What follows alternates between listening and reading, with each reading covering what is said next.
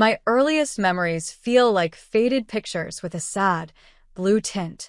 Dad was like a figure in an old photo, gone before I turned 6. Mom, Nancy, was like a storm cloud over our small apartment.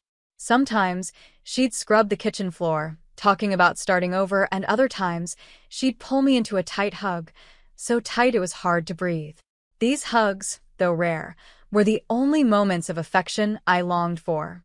Most of the time, I was like a shadow following her around. She was always busy, her face full of worry. When that worry got worse, she'd leave me with Mrs. Charles, our neighbor downstairs.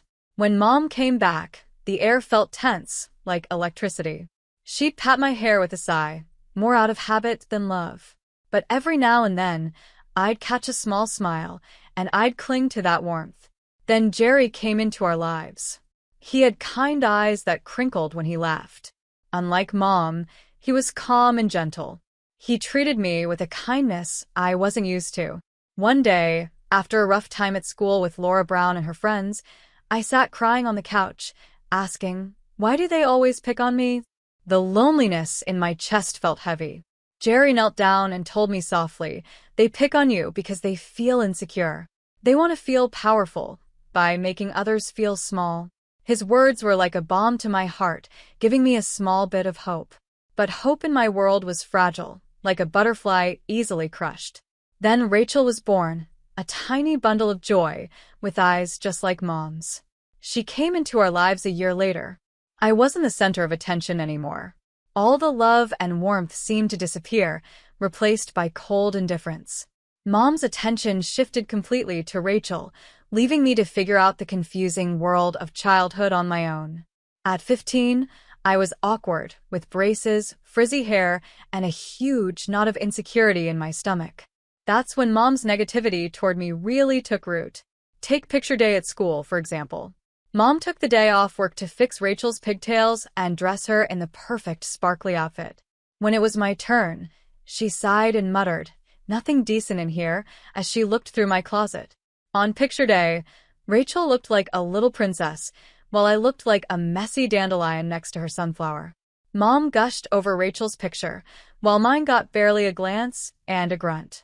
Jerry, with his kind heart, tried to be a positive voice in my life. He would take me shopping and help me find clothes that fit and made me feel good. One day, after a rough time with Mom, I found myself clinging to him for comfort. "Dad," I accidentally called him. He froze, pain flashing across his face. Mom appeared in the doorway, her eyes angry. "You have one father, Mary," she hissed, her words sharp. "And believe me, he deserves you." Her words stung like a slap. Jerry, sensing the tension, awkwardly ruffled my hair. "It's okay," he mumbled. "No, it's not," I choked out, tears in my eyes. Rachel, who had been watching with a smug look, suddenly added, "Mary's been bad again, Daddy." She took my candy without asking. At 18, I was dealing with first crushes, awkward dances, and constant anxiety. Dating in my house was like walking through a minefield. Mom had a way of ruining any chance at romance before it even started. Take Adam, for example. He was tall, funny, and had a smile that could melt ice. After weeks of nervous texting and stolen glances, I finally got the courage to ask him out. He said yes, and I was excited. But then I started dreading the thought of him meeting Mom. On the night of our date, Mom made sure Rachel's bedtime story lasted forever. When Adam finally arrived, looking nervous but sweet, Mom greeted him with a smile that didn't reach her eyes and said, "Mary never cleans her room." She said it so casually, like she was talking about the weather. "You might find socks and pizza boxes under that mountain of clothes." My face turned bright red with embarrassment. Adam gave a nervous laugh, but the awkward silence felt like it lasted forever. The rest of the night was a disaster. Mom kept making mean comments about my weight, my music taste, and even a college I wanted to go to. By the end of the night, Adam practically ran out the door, leaving me feeling like a deflated balloon. It wasn't just Adam. The same thing happened with a few other guys after that. Every time I brought someone home, Mom would throw in sneaky insults and backhanded compliments. My confidence dropped, and any chance at a relationship fizzled out fast, like a firecracker in the rain. At 19, it was time for college applications, goodbyes, and my strong need to break free from my childhood. Senior year was all about my plan to escape mom's negativity. College applications were my way out. I spent hours at the kitchen table, pouring my heart into those pages. Every acceptance letter felt like a little piece of hope breaking through the wall Mom had built around me. Of course, she didn't make it easy. When I told her I got accepted to a university across the state, she sighed and said, "Oh, Mary, so far away. How will we ever see each other?" Her words were full of guilt, but I wasn't falling for it anymore. "We can video chat, Mom," I said, keeping my voice calm. "Besides, there are airplanes." Jerry, as always, was supportive. He was so happy for me. "This is amazing, Mary," he said, pulling me into a big hug. "I'm so proud of you." His words felt like a warm blanket on a cold day. He may not have been my dad by blood, but he felt more like a father than the man who left us so long ago. College was a fresh start. Surrounded by people who didn't know anything about my family, I finally felt free. I grew in so many ways, challenging myself with my studies and building real, supportive friendships. By 28, I was living the adult life, managing endless spreadsheets and enjoying a tiny apartment that felt huge compared to my small childhood room. Life was mostly good. My job as an economist kept me busy, and Larry, my boyfriend of a few years, brought happiness and laughter into my life. One evening, over Thai takeout and a bottle of wine, Larry surprised me. With that goofy grin I loved, he said, "I think it's time we met each other's parents." My stomach sank. Meeting Larry's family had been easy. They lived in a cozy house with a backyard that smelled like fresh grass. They welcomed me with open arms. His mom, Carolyn, gave me so many hugs, and his dad, Joshua, spent the evening making jokes that had me laughing so hard I snorted. They were warm, funny, and really wanted to get to know me. It felt normal, a word I never used for family dinners in my past. But the idea of Larry meeting my family? That filled me with dread. How could I explain the years of emotional neglect, the constant insults, and the overwhelming negativity? I told him everything. The fights, the tears, how Mom had worn down my self-esteem for years. Rachel hadn't changed either, now an expert at pushing all the right buttons. Larry listened quietly, his hand resting on mine. "Mary," he said, looking at me seriously, "I'm marrying you, not your family. They're the baggage, but you're the prize." His words were like a healing balm, a declaration of love that began to wash away years of doubt. Maybe, just maybe, I could finally have the kind of happy family I always deserved, one filled with love, acceptance, and laughter. My stomach was in knots as I dialed Jerry's number. This was the day I'd tell him about Larry and our engagement. "Hey, Mary. What's up?" Jerry's familiar voice boomed through the phone. I took a deep breath and said, "There's something I need to tell you." I told him everything about Larry, the proposal, and the upcoming wedding. There was a brief, comfortable silence on the other end, and then Jerry burst into a genuine laugh. "Mary, that's fantastic. I'm so happy for you both." His words felt like a warm wave, easing some of my anxiety. "Listen," he continued, "you've got to bring him over for dinner. Let me meet the guy who finally got you." Larry, always supportive, was totally on board. So, a few weeks later, we pulled up to my childhood home, a place that stirred up both nostalgia and dread. Mom answered the door, her face lighting up in surprise. "Mary, you came to visit. And who's this handsome guy?" "Mom," I said, smiling nervously, "this is Larry, my fiancé." I gave a forced smile and said, "This is Larry." He stepped forward and shook Mom's hand, saying, "It's a pleasure to meet you, Mrs. Turner." Mom beamed and shook his hand a little too eagerly. "The pleasure's all mine, dear." "So, Larry, what do you do for a living?" Larry, not picking up on the hidden meaning in her question, launched into a detailed explanation of his work as a director at a big company. Jerry, always smooth, jumped in with jokes and stories to keep things light.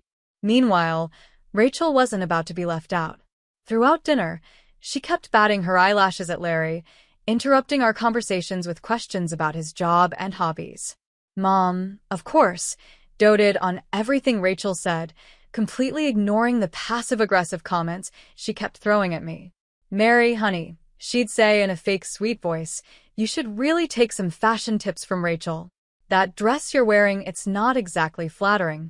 Larry, thankfully, didn't seem to catch on, but I knew exactly what Mom was doing, trying to make me feel insecure in front of my fiancé. The whole dinner felt like a twisted play, with me constantly reminded that I wasn't good enough, not pretty enough, not successful enough. By the time dessert arrived, I was ready to leave. As soon as it was polite, we made our excuses and left. Once we were in the car, Larry let out a long sigh. Your mom, she's quite the character, isn't she? He said, with a hint of humor in his voice. Yeah, I muttered, feeling drained. She can be? He squeezed my hand gently and said, but hey, we made it through dinner, right? He was right. We had. Despite Mom's negativity hanging in the air, holding Larry's hand filled me with strength. This was my future, one I was building with him, not with my dysfunctional family. Later, as we curled up on the couch, flipping through wedding magazines, we dreamed about a small, intimate ceremony at a charming vineyard, surrounded by people who loved and supported us. It was perfect. But the next morning, that dream shattered. My phone buzzed, and I saw Larry's name. The usual cheerful ringtone felt ominous. Mary, he said, his voice tight with anger and disbelief. We have a problem. My stomach dropped. What's wrong? I asked. He took a deep breath. Your mom. The blood drained from my face. What did she do this time? I asked, bracing myself. Larry explained, and each word felt like a punch. Somehow, my mom, the master manipulator, had gotten hold of his work phone number. But instead of a friendly call, she unleashed a tirade that would make a sailor blush.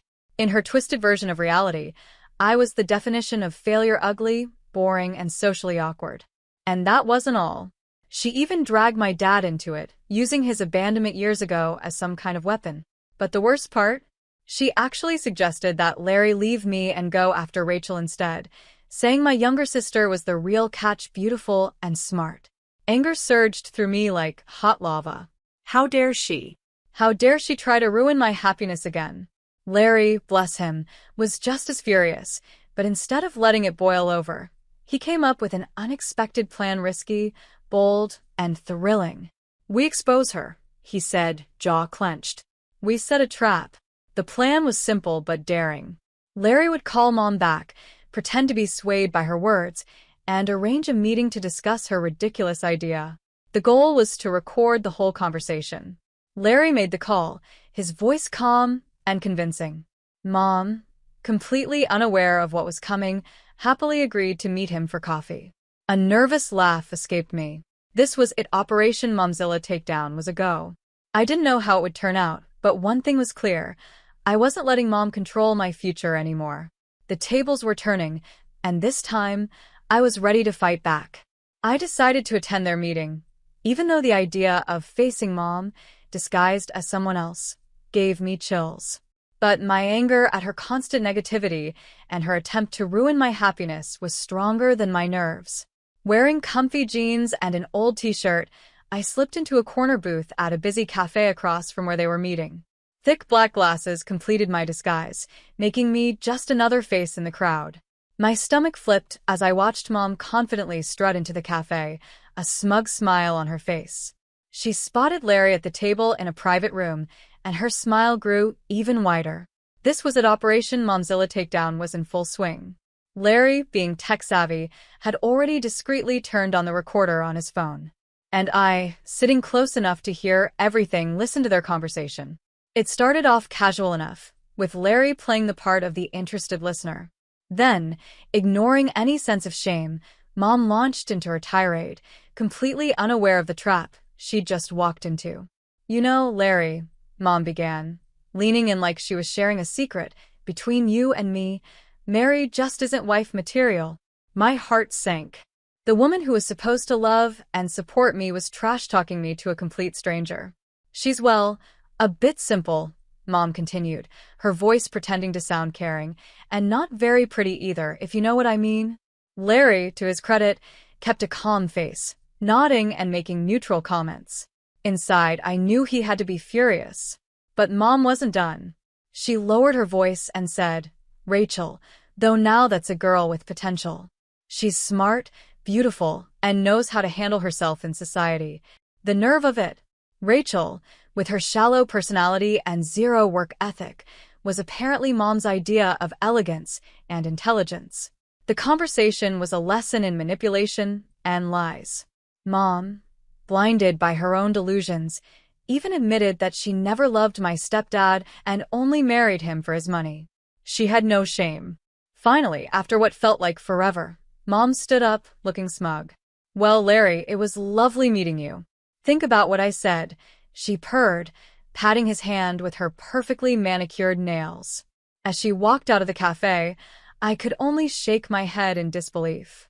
"So, what now?" I asked, my voice tight.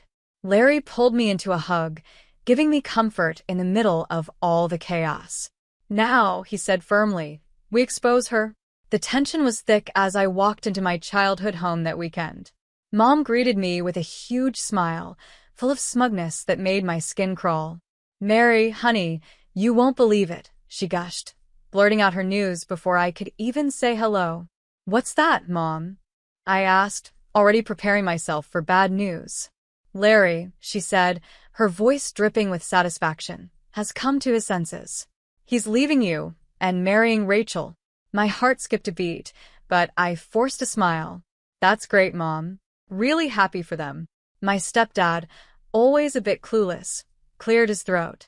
"Leaving her? I thought they were getting married." Rachel, lounging on the couch like a spoiled cat, laughed. "Apparently not, Dad. Mary just wasn't good enough for him." Shocker. I ignored her, focusing on Mom's triumphant face. It was showtime. "Actually, Mom," I said, my voice steady, "Larry's right here." At that moment, Larry walked in, a sly grin on his face. The room went silent, and everyone gasped. "Hi, everyone," he said with a smile. "Just in time for a little family fun." He pulled out his phone and hit play. The room went completely silent as Mom's voice, dripping with malice, filled the air. The entire conversation from the cafe played, her rant about me, her praise for Rachel, and the shocking confession about my stepdad. With every word, the color drained from Mom's face. My stepdad went pale, his mouth hanging open in disbelief.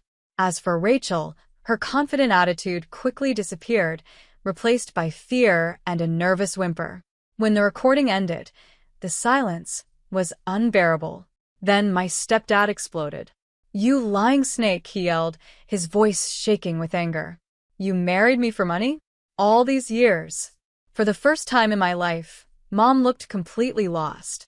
Tears welled up in her eyes, but they were nothing compared to the storm on my stepdad's face. "I want a divorce," he declared, his voice thick with rage. "Get a lawyer." The room erupted into chaos. Mom and Rachel burst into tears, their cries a mess of misery and self-pity. Larry, bless him, looked incredibly uncomfortable, like a fish caught in a hurricane. But amidst the chaos, I felt oddly calm. The truth, ugly and painful, was finally out. Years of manipulation, lies, and hurt had all come spilling out, tearing down the illusion of our broken family. The next few weeks were a blur. My stepdad's heartbroken sobs and Rachel's icy glares when we crossed paths at the store became the norm. Mom, the cause of all this, disappeared from social media and withdrew from the world. As for me, I felt strangely empty. The anger that had driven me for so long was gone, leaving behind a hollow space.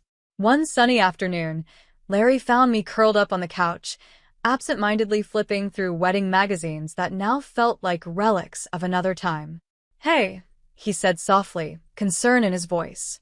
"You okay?" I gave him a weak smile. "Yeah, just thinking. Everything feels so different." He sat down next to me and pulled me into a hug. "It is different," he said, "but different can be good. It's a chance to start fresh, you know?" His words felt like a gentle push in the right direction. Maybe he was right. Maybe the empty space left by Mom could be filled with something new, something better. A spark lit up inside me. I grinned mischievously. So, I said, what do you say we do something crazy?